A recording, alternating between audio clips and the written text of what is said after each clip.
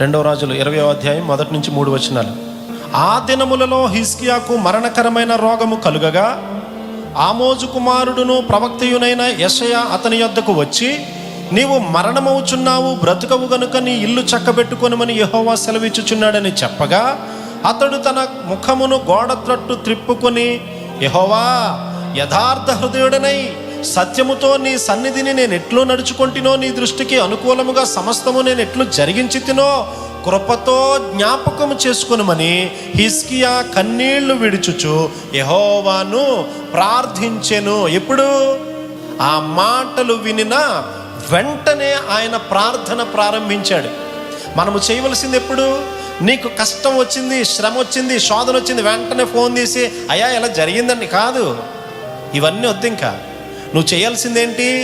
వింటున్నటువంటి ఆ మాటలకు జవాబు నువ్వు ఇవ్వాల్సిందేంటో తెలిసి ఇంకా ఆయనతో కూడా నువ్వు మాట్లాడక్కర్లే. నువ్వు ఎవరితో మాట్లాడాలి? నీకు సమాధానం ఇచ్చేది ఎవరు? నిత్యుడైనటువంటి దేవుని వైపు నువ్వు తిరగాలి. వెంటనే మోకాళ్ళు నీ ప్రార్థన చేస్తే దేవుడు తప్పకుండా సమాధానము అనుగ్రహిస్తాడు.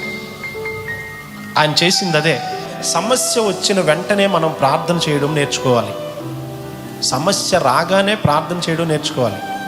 చెప్పడానికి చాలా ఈజీగా ఉంటుంది, కానీ ఆ కష్టంలో, ఆ శ్రమలో ఉన్నప్పుడు ఆ శోధన అర్థమవుతుంది. చాలామంది ఈ ప్రార్థన చేయడంలో తప్పిపోతూ ఉన్నారు. హిజ్కియా గారు అలా తప్పిపోలే.